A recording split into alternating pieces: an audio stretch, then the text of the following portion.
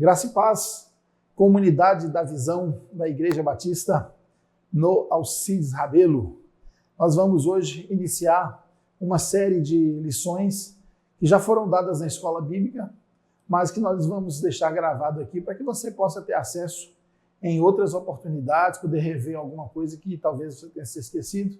Então nós vamos, a partir de hoje, estar gravando aqui as lições da nossa escola bíblica, né? São lições especiais e dizem respeito à visão de ministério da nossa igreja.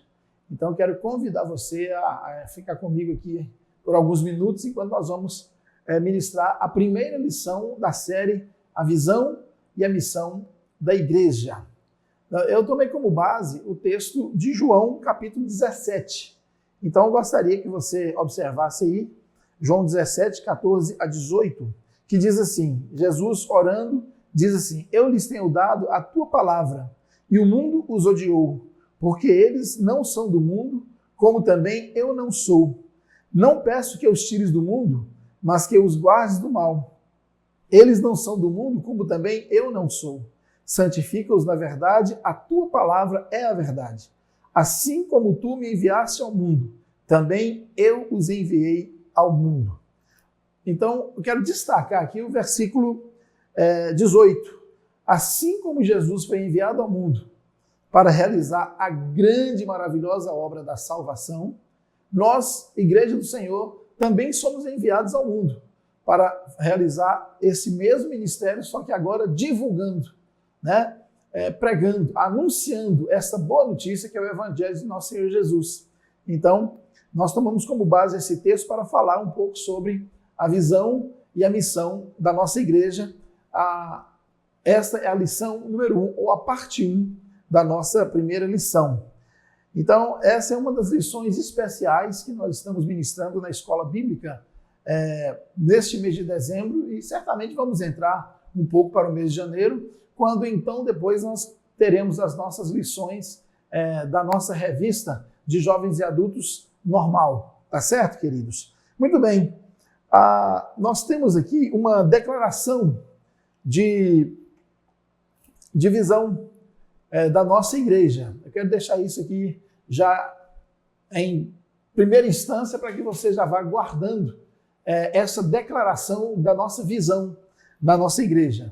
É uma igreja simples para formar, relevante para conquistar e discipuladora para transformar. Vai ficar na tela um pouquinho para você ir memorizando, mas o fato é que o primeiro aspecto que nós vamos abordar aqui na nossa lição de hoje é discípulos discipuladores, ou seja, uma igreja composta de discípulos discipuladores.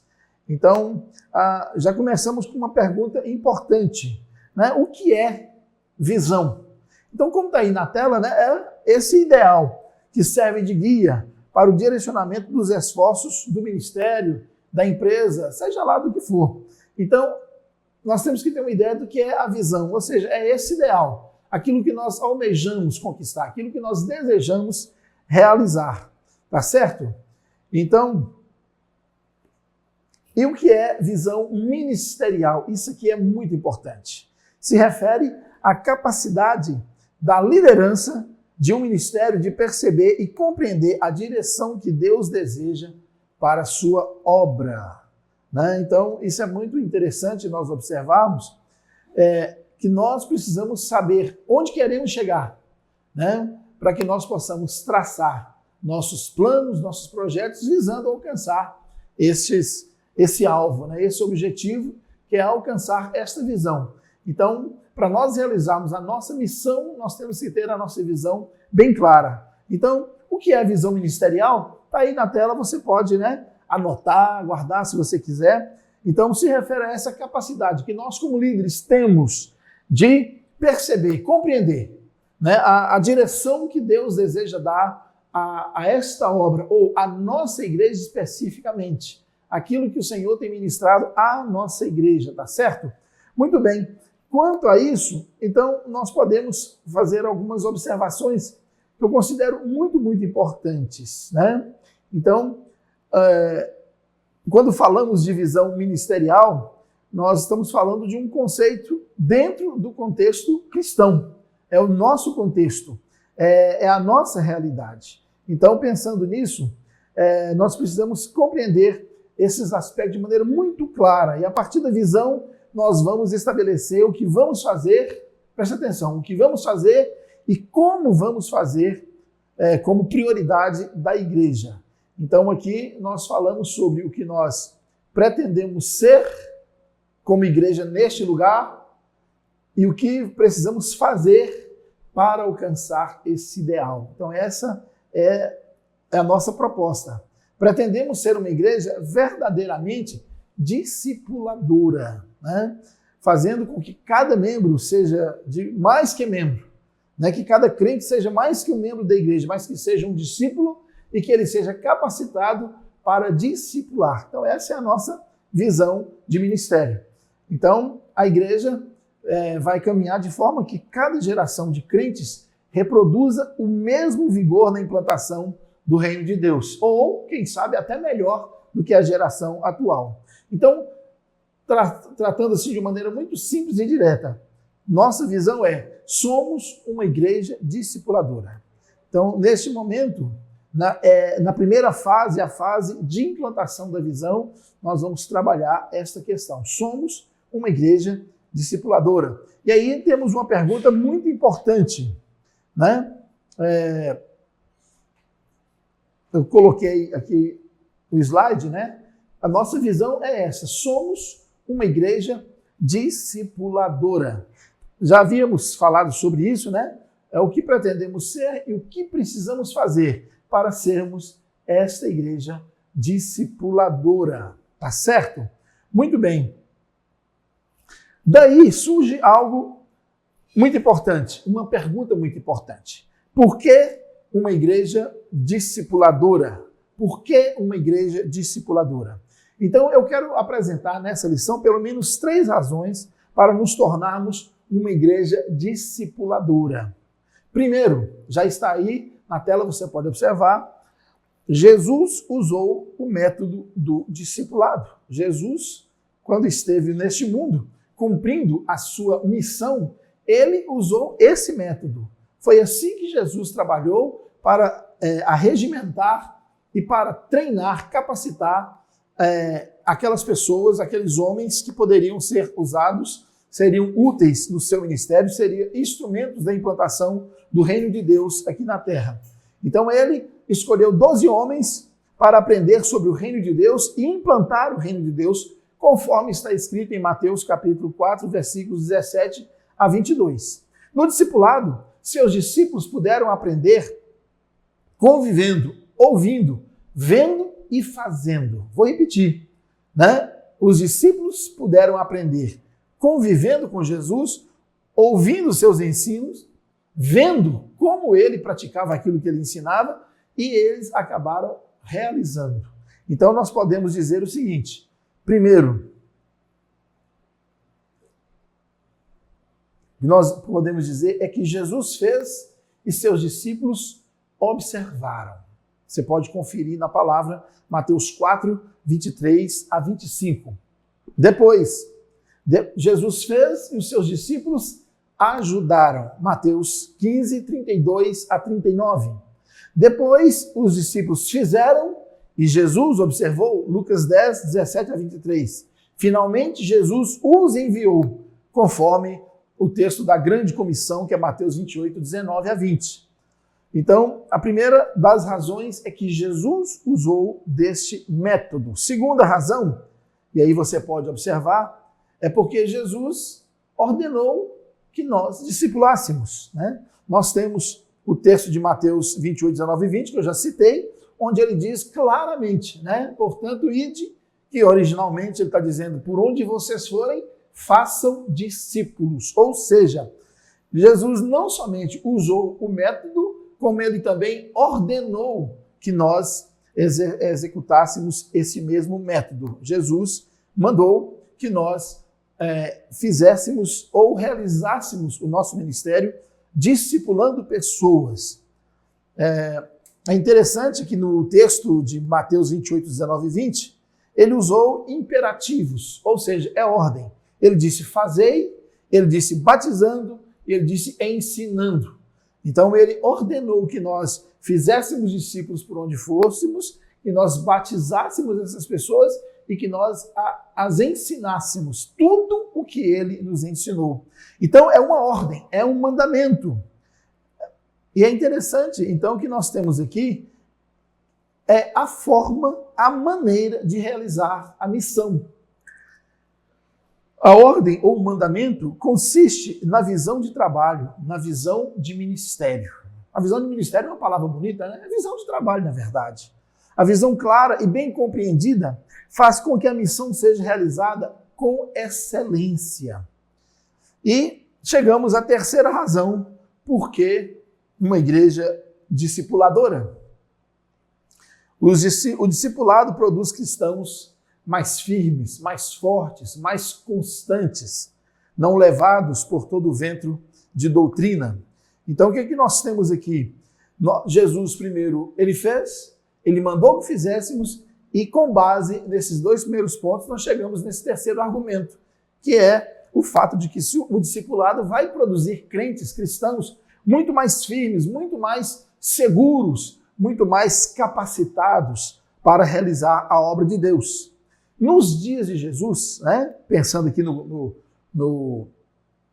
na sua época, né, no contexto do seu tempo, a gente observa que a igreja ela passou por períodos de perseguição, de oposição, né, tanto dos judeus quanto das autoridades políticas, quanto do Império Romano. Então, era uma igreja que, em meio a tantas tribulações, ela se manteve firme. Por quê? Porque o discipulado era constante, era diário. As pessoas conviviam, né? E o discipulado era algo intencional. Havia uma prática, uma imitação daquilo que Jesus fez. E nos tempos modernos, isso não mudou. Mudamos a realidade, mudamos a época, mudamos o tipo de perseguições, mas nós podemos dizer que nós vivemos a mesma realidade da igreja primitiva. Hoje, como o texto que nós lemos, nós não somos do mundo. Isso quer dizer que nós sofreremos oposição de parte do mundo, nós sofreremos dificuldades com aqueles que perseguem o evangelho, né, com aqueles que são contra a pregação do evangelho, que não concordam com os princípios e mandamentos da Bíblia Sagrada. Então nós, como igreja do Senhor, com certeza vamos enfrentar oposição e até perseguição. E pensando ainda que estamos chegando ao final dos tempos, isso ainda é uma realidade maior ainda, é algo que nós sabemos que é uma realidade. Os tempos são difíceis e ficarão cada vez mais difíceis. Então nós sabemos que para que uma igreja resista, para que o crente especificamente, pessoalmente falando, para que ele resista às dificuldades, à oposição e também a esse mar de doutrinas novas que tem surgido, são falsas doutrinas, um mar de heresias que tem surgido nos dias atuais, se o crente não for firme, ele não tem como resistir, ele acaba cedendo. Então, por isso o discipulado é importante. O discipulado aconteceu nos dias de Jesus, a partir dele, e o que nós temos é que Jesus, ao fazê-lo, ele edificou uma igreja forte, uma igreja resistente, uma igreja que resistiu aos séculos, uma igreja que resistiu ao Império Romano, que foi o maior império que teve sobre a face da terra, e esse evangelho chegou até nós. Chegou até nós diferenciado, modificado, chegou até nós com muitas transformações. Nós vamos falar sobre isso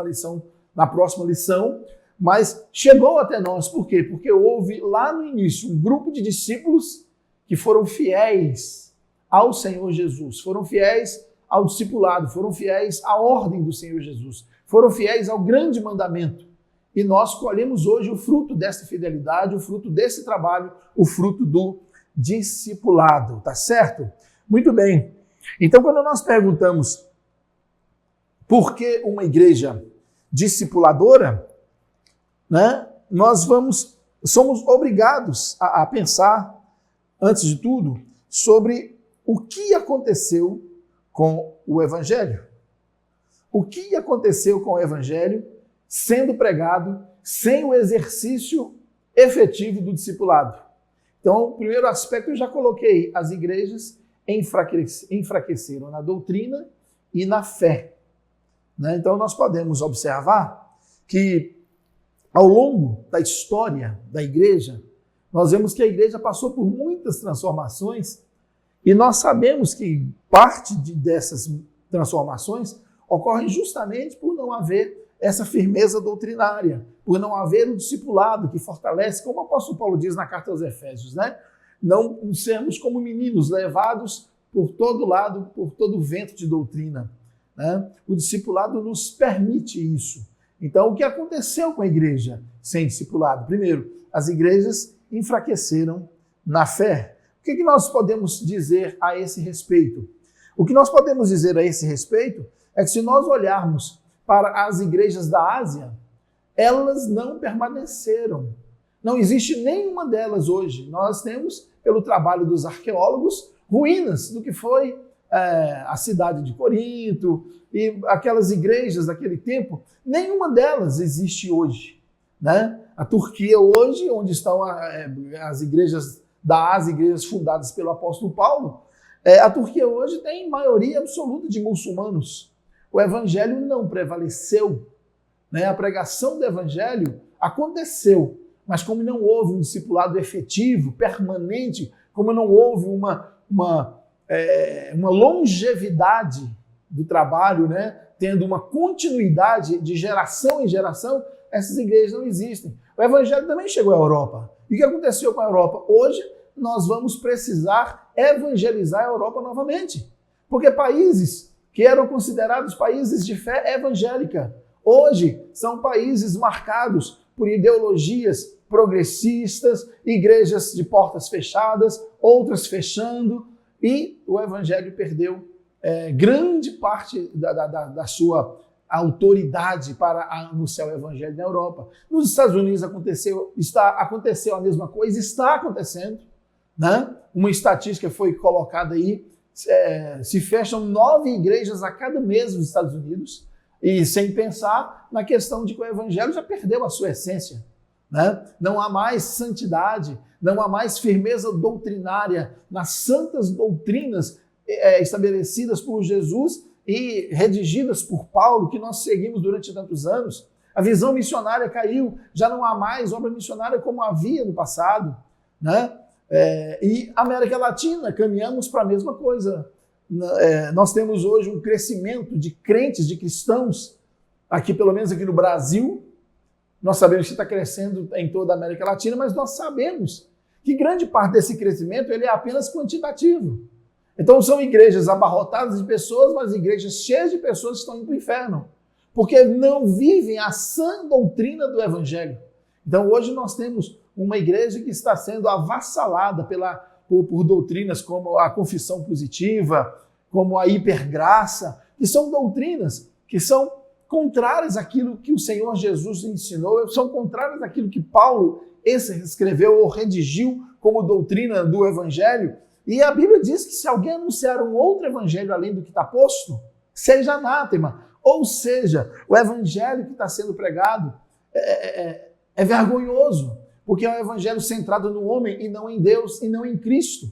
Então o que nós temos visto são igrejas que pregam um Evangelho que fala a língua que as pessoas querem ouvir, é um evangelho que fala de conquistas meramente terrenas, humanas, carnais, e alguns até evitam temas como inferno, condenação, perdição, porque não querem desagradar os ouvintes.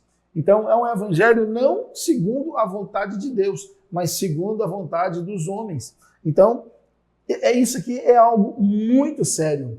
Então a primeira coisa é que as igrejas enfraqueceram. Então, nós podemos dizer o seguinte: o discipulado é o único método que capacita de verdade o crente para não se deixar enganar por falsos pregadores e por doutrinas de demônios. Né? Então, queridos, nós podemos fazer esta afirmação, porque justamente por falta de discipulado é que muitas igrejas se perderam na história. Né? São igrejas hoje que vivem em função de programas, de eventos, baseados num calendário eclesiástico, mas nós sabemos que o modelo de Cristo é o discipulado. E por isso quero convidar você a entrar de forma positiva nessa visão, na nossa visão de ministério, que é uma igreja discipuladora, né? Então, amados, o discipulado é o único método que capacita de verdade o crente para não se deixar enganar por falsos pregadores. O discipulado é o meio mais eficiente para crescermos, deixarmos de ser criança na fé, não sermos levados por ventos de doutrinas que assopram contra a igreja do Senhor. O discipulado é o meio mais eficaz de promover transformação nas pessoas, porque esse também é um outro aspecto muito grave. As igrejas estão repletas, cheias de pessoas que não foram transformadas. São pessoas que sabem cantar os cânticos, que fazem orações, que entregam ofertas, que frequentam os cultos, gostam da comunhão, gostam da proposta da igreja. A igreja se assemelha mais a um clube social, mas, na verdade, grande parte dessas pessoas não são salvas, porque elas não foram transformadas, elas não foram conduzidas a uma vida de verdadeira santificação, de transformação. Então, esse é um aspecto muito sério. Então, diante de todas essas verdades, nós temos uma visão ministerial, né, de tornar a nossa igreja uma igreja discipuladora. Então, você vai, nos próximos dias, você vai ver na nossa igreja como nós vamos iniciar o processo de discipulado, uma escola de discípulos abençoada, onde nós vamos trabalhar essas questões, né, do entendimento, da compreensão e do exercício propriamente dito do discipulado, para que nós tenhamos uma igreja forte, uma igreja abençoada, abençoadora, mas uma igreja longeva, uma igreja que vai poder ter uma nova geração muito mais eficiente, uma nova geração que já cresça pensando, vivendo o discipulado. Então, eu quero mais uma vez colocar isso aí para que você observe. O discipulado será a base de tudo que nós vamos realizar como igreja a partir de agora. Programas, eventos, calendário e estrutura, tudo em função do discipulado, né? Nós temos uma estrutura, mas a nossa estrutura precisará ser melhorada, ampliada, modificada para atender às necessidades do nosso discipulado. Nós já estamos tendo um discipulado muito abençoado nessa parceria que fez igreja e os pais para com as crianças no Ministério Infantil, que é o Pense Laranja, que é uma bênção, mas nós queremos alcançar não somente as crianças com o Ministério Infantil, mas queremos alcançar adolescentes, jovens, adultos, para que toda a igreja caminhe numa só direção, a direção do discipulado.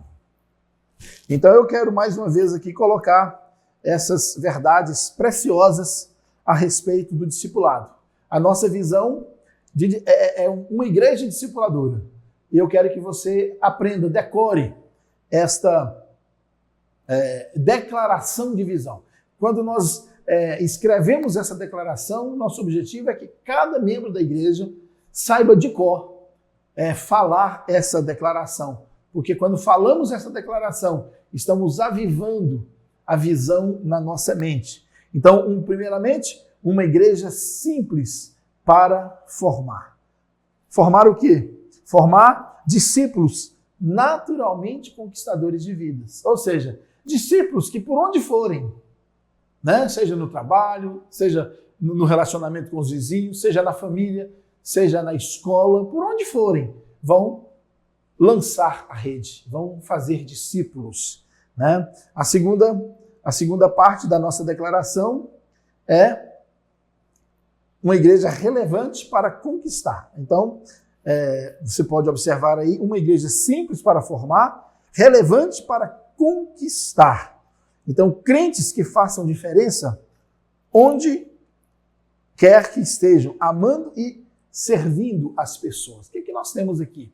Nós queremos uma igreja onde nós, primeiro, antes de ir ao templo, antes de ir ao culto, que naturalmente, por onde quer que nós estejamos, nós apresentemos às pessoas uma postura de servos, como Jesus. Jesus disse que ele não veio para ser servido, mas para servir. Então, o que nós temos aqui? A ideia de que cada crente, imitando a Cristo, terá essa postura de servo e abençoará as pessoas. Ou seja, nós vamos conquistar as pessoas primeiramente para nós mesmos, depois as conquistaremos para Jesus, né? Isso é muito precioso. E, finalmente, uma igreja discipuladora para transformar, né? Por quê? Porque o discipulado é a melhor maneira de proporcionar para o crente uma transformação de vida verdadeira, ou seja, uma mudança no caráter, uma mudança na maneira de pensar. E é justamente sobre isso que nós vamos falar na próxima aula, né? Na segunda parte dessa aula, que é uma mudança na nossa maneira de pensar. Então, vamos tratar disso na próxima aula, tá certo? Eu quero, então, agradecer a você que ficou até aqui comigo nessa primeira aula. Que Deus abençoe grandemente a sua vida e vamos juntos para a próxima aula,